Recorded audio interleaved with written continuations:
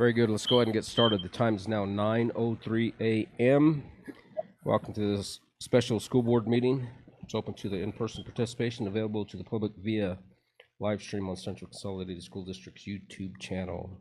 Item 1, routine matters, call the meeting to order and verify a quorum. Mr. So.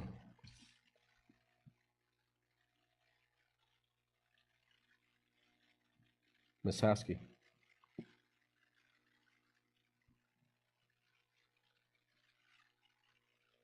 Ms. Aspis.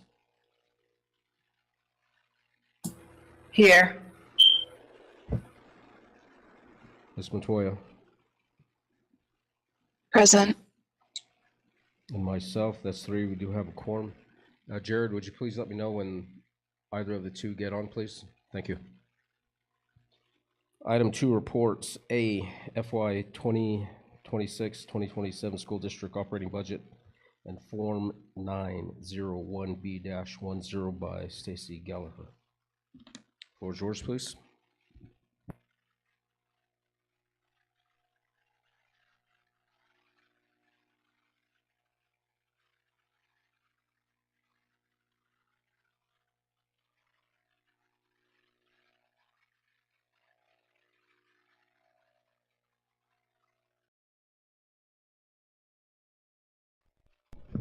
Thank you.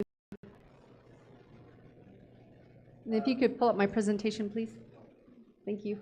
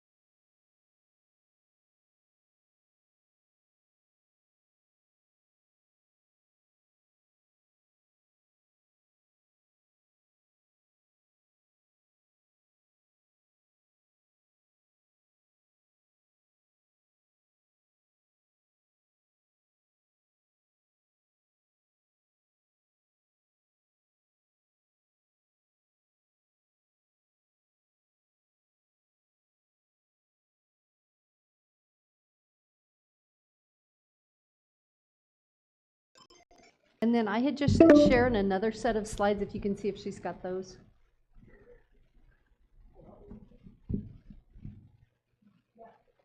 I'd just like to go over our preliminary budget presentation for 26-27. So next slide. So the agenda of this is the mission and vision of the district, the purpose of the budget, some district facts, our staff counts, student counts, legislative mandates that are new for the school year 26-27, and an overview of the 25-26 expenses and the operational budget and expenses. So next slide. So Central Consolidated School District mission and vision. The vision of the district is a community of learners dedicated to building lives And the mission, building a collaborative relationship within our collective community through continuous learning, open communication, and shared trust. The purpose of the budget, the purpose of a school's operating budget is to provide a statement expressed in financial terms as it serves the primary tool, it serves as a primary tool for planning and controlling operations. More than just numbers, it is a record of the district's decisions and spending plan for its future, where we balance our expenditures and our revenues. Some district facts: we have 4 high schools, 3 middle schools, 8 elementary schools. We currently have 850 employees, and on the 120-day count, we had 4,064 students, which is what our budget is set on. Some legislative mandates this year. There were 2 that really impact the budget the most. The first one being all employees' insurance provided at an 80-20 cost to the district. This is a change from the tiered approach used over the last couple of years. This was funded through an increase in the SEG unit per pupil at the state level. There is also a 1% salary increase for all employees. This was not funded through the SEG this year, but it is being funded on another side of the government that's not necessarily guaranteed next year. Our projected student enrollment, this is what our enrollment from 25-26 looked like. If you take a look from 23-24 to 26-27, where our budget started, we are down 400 and, I can't quite read that, it's not big enough, 493 students, I believe. That's correct. Yeah, 493 students from where we were at in 23-24 to where we are at today, or on our 120-day count. So we have shown some significant drop in enrollment. The elementary schools, EBS and Newcomb L, showed an increase, but that is because they inherited the 6th grade, whereas our declining schools right now that showed the most were TBA and NMS, because those 6th graders went to the elementary level. But even with the 6th grade leaving, TBA has gone from 404 students to 218, and Newcomb Mid from 164 to 83. Part of that being moving out the 6th graders, but not all of that decrease is the movement of the 6th grade. Okay, next slide. And this is just another visual of that, showing that drop from 23-24 to where our operating budget for 26-27 will be based on. Okay. However, even with those drops in enrollment and the legislative mandates, we were able to take our revenues that are projected for this next year and allocate them for an increase in instructional funding and support services for student funding. In 25-26, Jared, can you make that just a little bigger? We were able to fund instruction at 59.2%. In 26-27, we'll be able to fund instruction at the 1,000 level at 61.19%. And one of the biggest accomplishments that our department feels like we've made and that we're really pretty proud of is our school budgets this last year were under impact aid. They were under the 151 budget, and in this next year we are able to fund our schools' individual budgets through the 11,000 budget, and that's quite an accomplishment, and that did not cost us any teaching staff or anything else. We have just been able to make that increase to our school levels. We've also been able to add to student support to 12.45%. Support services and instruction, we've increased that to 5%. General administration, we were actually able to allocate that at a less percentage of our budget at 0.79%, down from 1%. School administration, at the school site, we have also taken that budget down just a little bit to 9.17% from 9.86. Central services are about level from where they were. Operations and maintenance, really pretty level, down just a little bit. Student transportation, we have made an increase, and that is trying to project possible fuel costs and costs to travel with our students. We're also looking at new leagues for 2 of our high schools, so making sure that we're prepared for that extra travel there and so that we can cover costs. Food services this year, we did supplement with about $1 million because our revenue in from state and federal sources was just not quite high enough to cover that entire budget. We're hoping that those revenues this next year will be enough. If needed, we will increase that budget throughout the year. We won't cut our food services, but we're hoping the revenues at the federal and state level will cover what's necessary in that budget. Community services, we are still going to be putting good money there, plus we have some really good grants coming in, so less of that will come out of SEG and more of it in grants. And so our grand total budget this year will be $77,223,434. And that is up from $76,758,317. Okay, next slide. And then Jared, this is just a visual of how the money's being spent, where we had fund shifts into instruction, transportation, away from as much administration, and where our revenue sources come from. Our top investment areas are in instruction, student support, and transportation, and our slightly increased budget. So that's just a visual of that. Next slide. Okay, that's just a contact information. Jared, were you able to get the slides I had just sent to Ms. Ray this morning? So I wanted to show you some accomplishments we've made with our money this year and how it has supported across the district at all levels.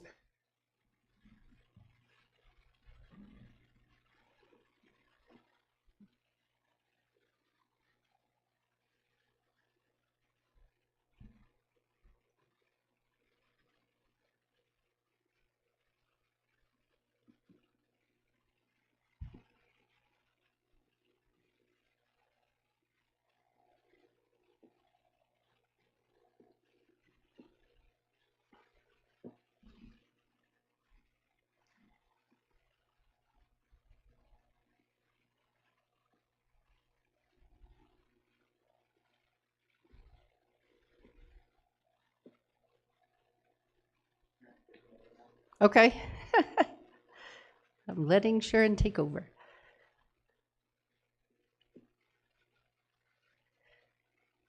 So we received some data yesterday on our BOI and EOI gains, and that's one of the things I wanted to show because it's pretty impressive what we've been able to do as a district with support from upper administration all the way through teachers and EAs, and making our buildings a comfortable place to work where kids can learn.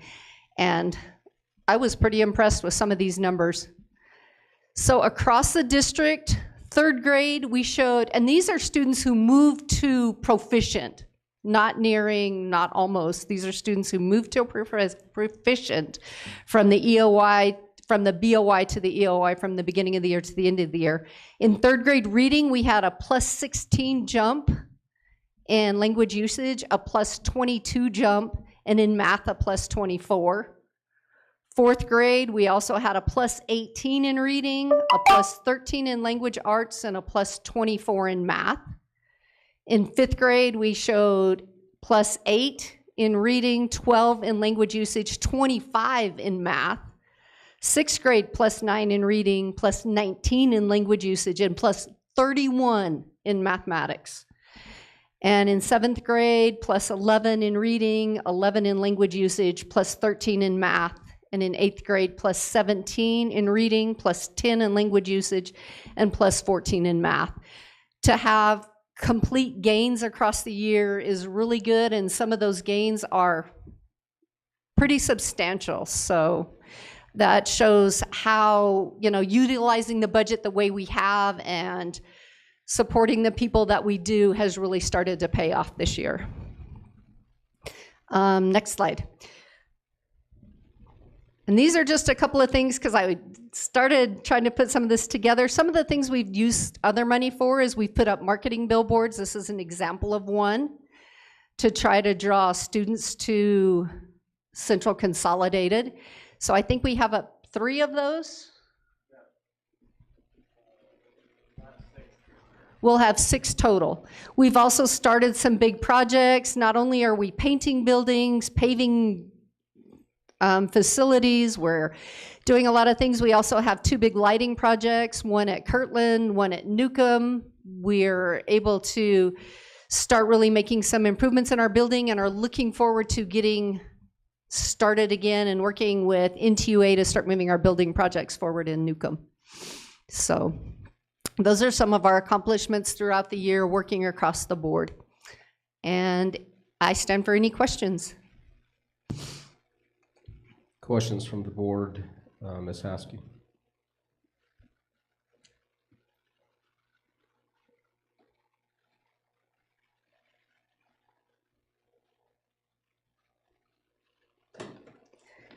Mr. So? Sorry, I couldn't unmute myself. Okay. But I appreciate the information. It's really good to see that we had so much growth.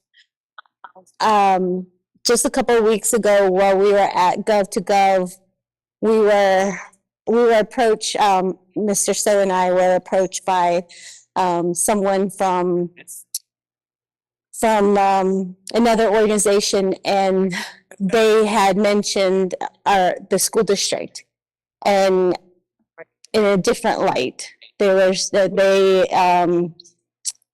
had mentioned that we were not doing as well, and to see the gains that we've made across the board,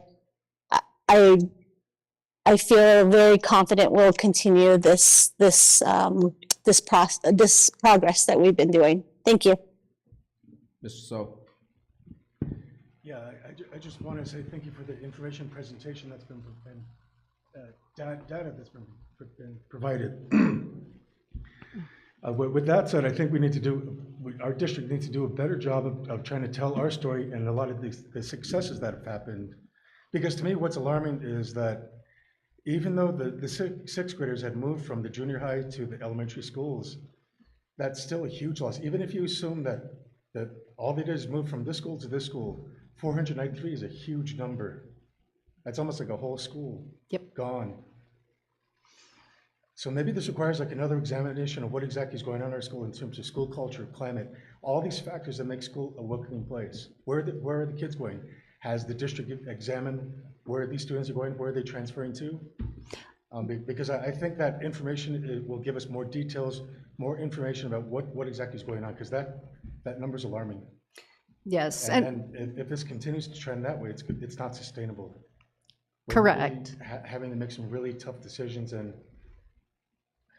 no one's going to like those decisions. Yes, and we have started looking at, reasons why we're losing students, and especially in the Shiprock area and the Newcomb area, a lot of it has to do with jobs and housing and people moving away for jobs. And of course, they take their students with them when they move, whether it's to Farmington or to Gallup or to Phoenix. And so a lot of it that we are finding is loss in jobs, loss in housing. We do show one area of growth in our district, and that's OHO, and that brand new housing area. We have picked up students over the last 2 months at OHO. Okay. All right. Okay. Well, thank you. I Thank think you. you've answered a lot of my questions. Ms. Aspis, any questions? Yes, I was just wondering about the lighting that you showed at the last part of your presentation. Especially Kirtland, weren't those fairly new? No, where they're putting these lights up are in areas that weren't lit before, so they are putting up lights so that they have lights in all areas. This is new lighting. Okay, that's better. Thank you. Ms. Montoya, any questions? No questions. I appreciate the information in your presentation. The only comment I have is I appreciate Mr. So's comments and questions regarding the student loss. And yesterday we had a conversation with State Representative Hernandez, and that was really one of the points that I stressed to him was, one, the loss of students out of this district and the talent that we're losing out of this district. And it was really regarding what you touched on, the economic situation here within the community and even down south, more so than not, because we don't have a lot of control over that kind of development in this area. And so we pressed them on that and working with the state to bring in more development. There's some things that are occurring, but what did it say, 2029? And he was stunned with the loss of students over the past couple of years. And so therefore it's incumbent upon the area, the region, hopefully to get some growth that will keep these kids here. Housing is one thing, but jobs completely, totally another. And I made the comment referencing, I said it's service industry jobs are good. However, you're looking at what we need are $20, $30 an hour jobs, $100,000, six-figure jobs to suffice for the families here, especially professionals, to keep their kids here. Correct. And we know we're losing them because of that. That's a good portion of it. So we did impress that upon him, and hopefully, you know, along with the chapter and the tribe and the state, work together to do some kind of development here to keep them here in this community. So with that, I really appreciate it. And, you know, I was looking at a little earlier the increases in the IMESA beginning of the year, end of year. And again, as Mr. Silva said, we need to toot our own horn. Mm-hmm. Because I'll be very blunt, the word that I heard with respects to what Ms. Haskell was saying was CCSD is at the bottom of the bucket in the state. That's exactly what was said to me. And so I understand what they were hearing, and obviously these numbers don't express that, but that's okay. It gives us a lot of room to grow. Yes, sir. And to do what we can to get them out of that damn bucket, because that's our job and our responsibility as a board to, again, create the environment for the superintendent to do that. I've been telling people around the state we're moving in the right direction. We need to keep that momentum going, and this is proof positive of that. So thank you very much. I appreciate it. If there's nothing further at this time. Board President, Go ahead, Ms. Saski. I just wanted to also maybe recommend that we do like a PR, put out the information about the games, because what we're inundated with is the negative aspects. Wherever they're getting this information, it's not accurate. So maybe we need to do a better job also with providing more of the positives also for recruitment purposes. I agree. I believe the superintendent heard that, and our media gentleman back there, Jared, heard that as well too. So I think we certainly need to do that. Somebody else had a comment or a question, I believe? I have a comment. Yes, ma'am. Hold on. I have finished coughing. You know, just hearing that about, you know, being at the bottom, really makes me angry. I would have shot back with other things. And mainly, if this was a state official or from PED,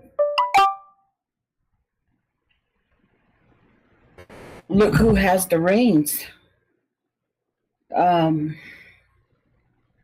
the one that put, with their standards, their laws, and has it put us in that area. And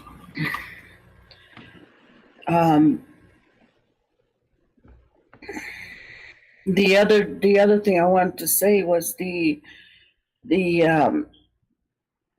other day during the meeting, it was said that some parents are taking their children,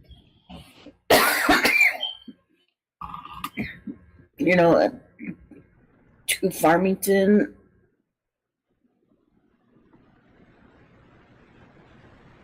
other places, so that they can go to work and pick up their child. I was wondering, maybe we can see how we can help in those areas, and so we can bring those students back. And there's just a thought, and I don't know what the numbers are in those cases, but yeah, I agree. I think the obvious is that we started seeing these numbers after COVID and after the shuttering. So I think it's safe to say that this is no longer speculated. It's reality now. And I think the responses from whoever these people are, if they're from PED or legislatures or whoever, it's reality. And I think it's time for them to wake up and see this and know that this is what their outcome, they were responsible for this. Thank you. Thank you. If there's nothing further, we can move on to the second item on the agenda, which is B, proposal of one-time retention stipend, presentation by Ms. Amrine. Thank you, Ms. Gallagher.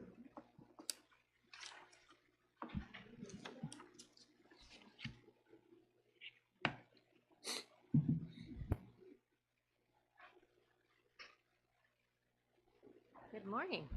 Good morning. Didn't realize I was presenting, so yay. Can I see the slides, please? I might need Stacy's. Yep.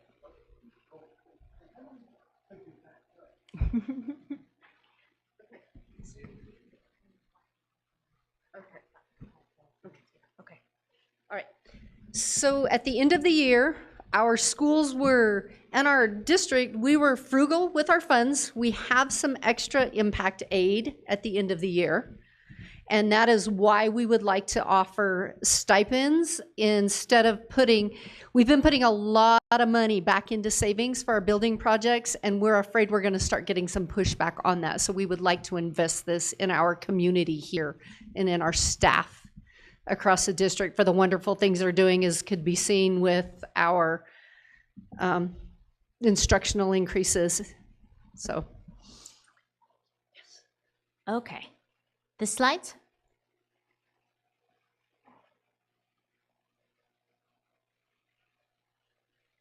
So while we're waiting on the slides, I just want to reiterate that this is a one-time funding opportunity. It will be for this school year. So no assumptions that it will be continued in the future.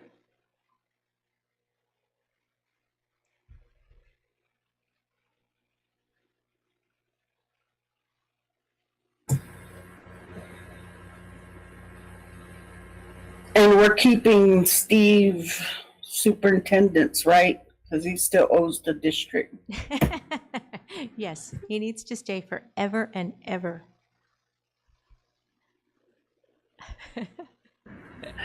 I'm just kidding.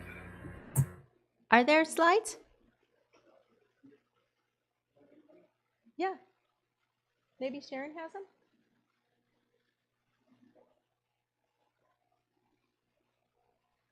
Please?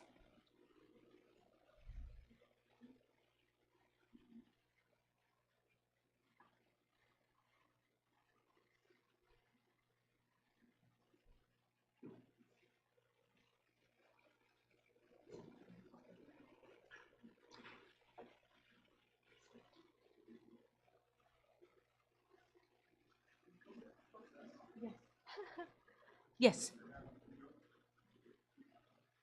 I, she's got them too, but yes, hold on.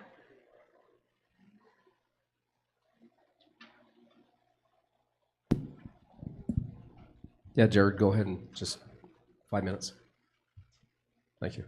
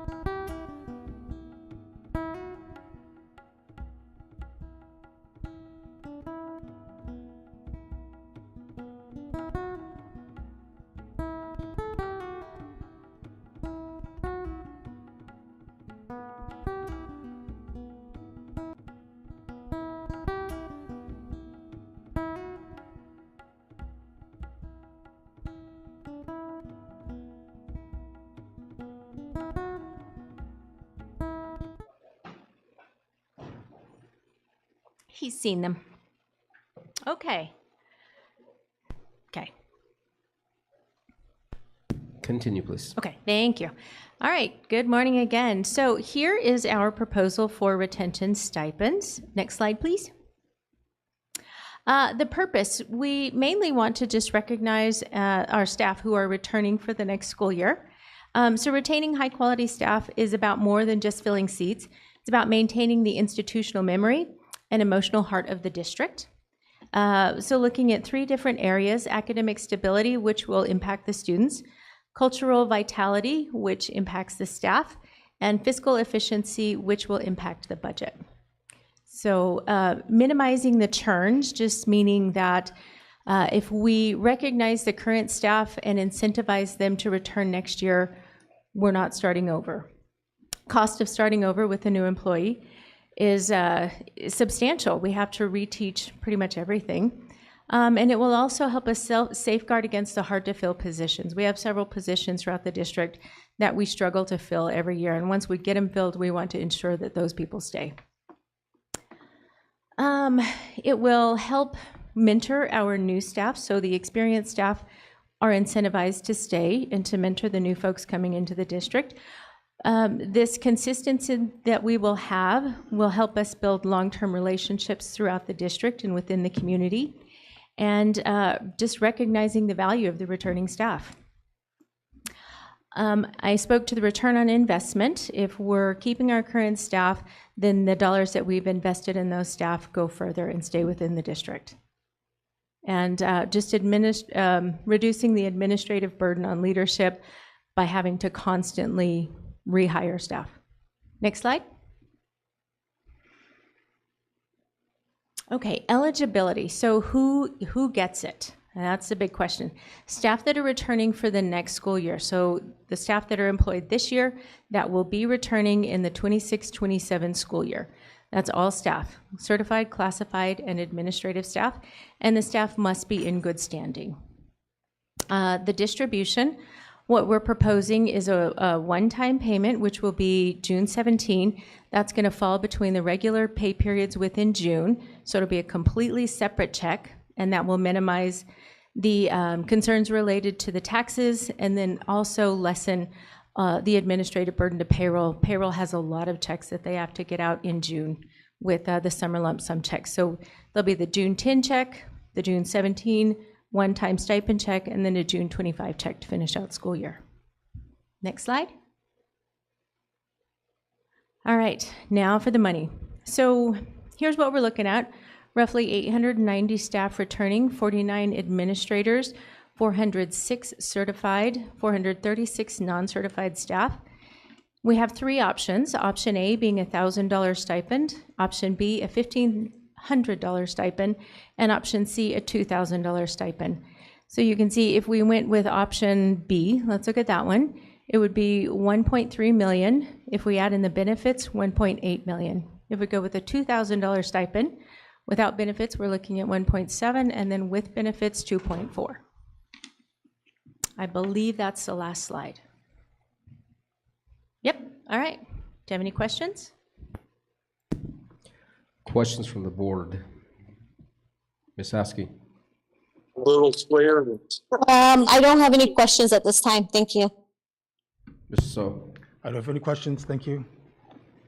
Ms. Aspis? Yes, definition of good standing. Staff that aren't currently in an administrative process. Maybe, so we do have throughout the year staff that are on administrative leave or maybe pending an investigation, something employee related. And if they're found not guilty, then they get a bonus after, or what? Yes, Stipend? stipend, yes. A stipend. Yes, most employee-related matters are finalized this time of year. We have two, I believe, that are outstanding. So it's not like it's a large number of folks, just a couple of instances. How long does that wait? Is there a wait? It will be finalized before the end of school year contracts, employment contracts for the school year. No, I mean, the person on admin leave and you're waiting for the outcome. It really just depends on the individual situation. On that?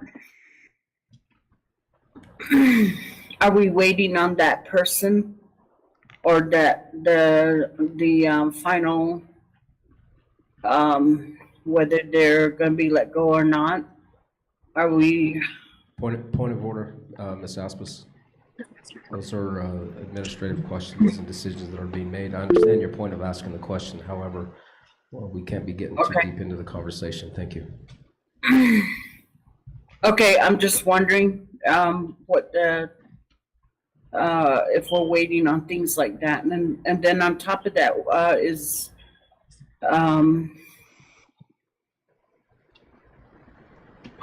the non what do you call Renewal. the foreign teachers? Are they a part of all of this too? Yes, all staff, regardless of Okay. race. And you were, what about the temp, not full-time, but temporary? Part-time, I mean. We don't consider any of our regular employees part-time. We consider all of our employees full-time. And that number, the 891, is all CCSD current employees returning. Okay, all right, thank you. You're welcome. Ms. Montoya, any questions? No questions. Just a point of clarity.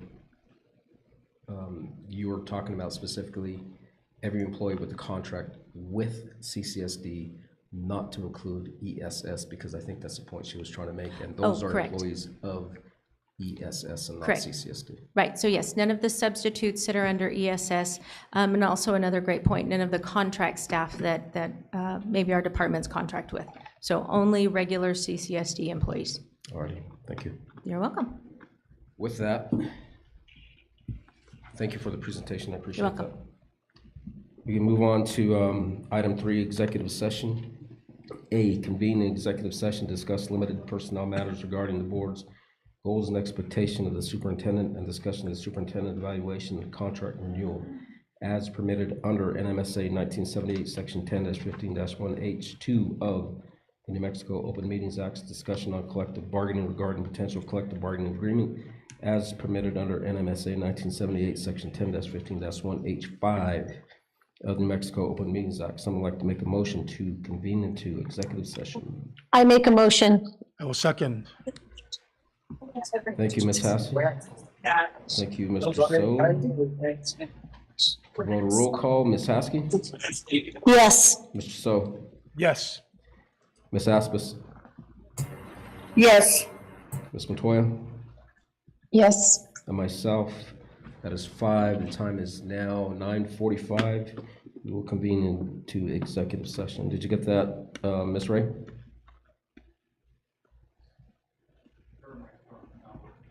All right. Well, I wrote it down. We're good.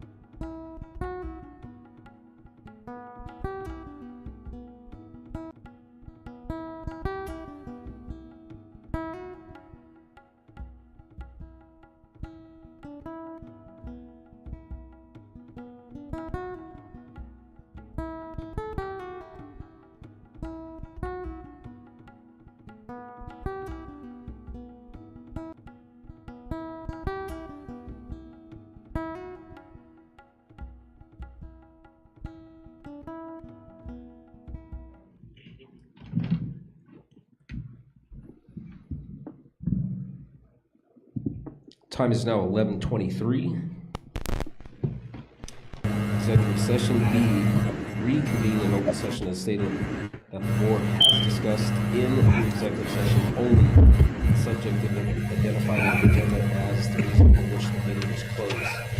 Discuss personnel matters regarding the board's goals and expectations of the superintendent, and discussion of the superintendent's evaluation of contract renewal as permitted under NMSA 1978, Section 10-15(1) H2 of the New Mexico Open Meetings Act. Discussion of collective bargaining regarding potential collective bargaining agreement as permitted under NMSA 1978, Section 10-15(1) H5 of the New Mexico Open Meetings Act. So I'd like to make a motion to reconvene at this time. I would make a motion to reconvene in open session. Second? I second. We'll vote. Mr. So? I vote yes. Ms. Aspis?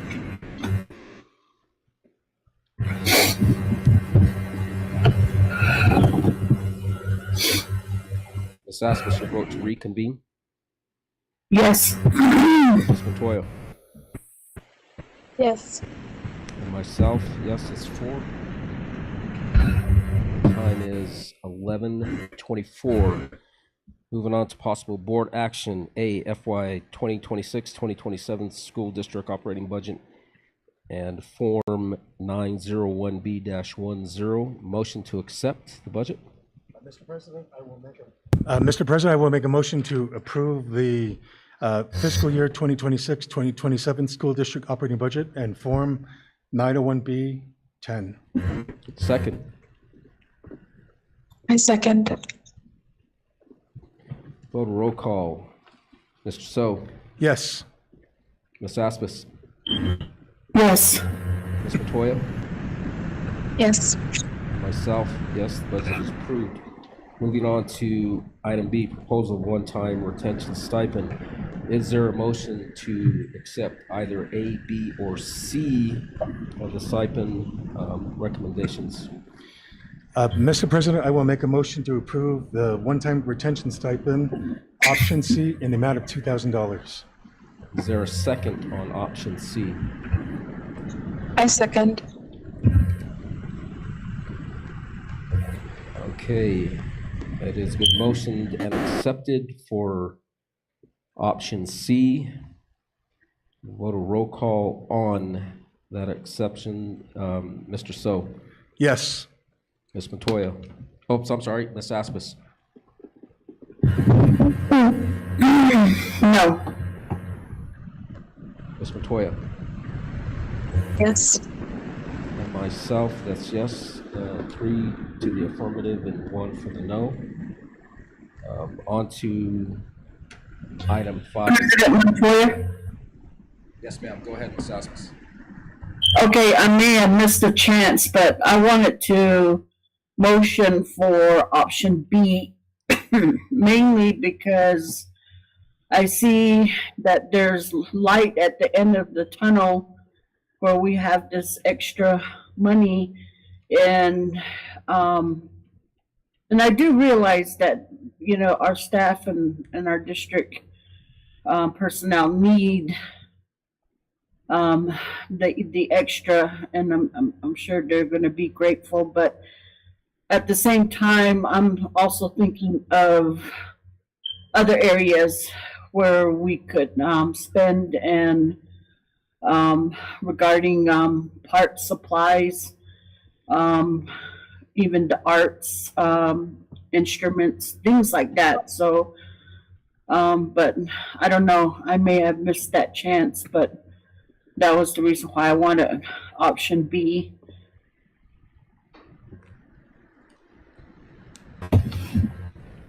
All right, thank you for your response, Ms. Aspis. It's been noted. On to item 5, adjournment. Someone like a motion to adjourn. Mr. President, I make a motion to adjourn. Second. I second. Vote a roll call. Mr. So? Yes. Ms. Aspis?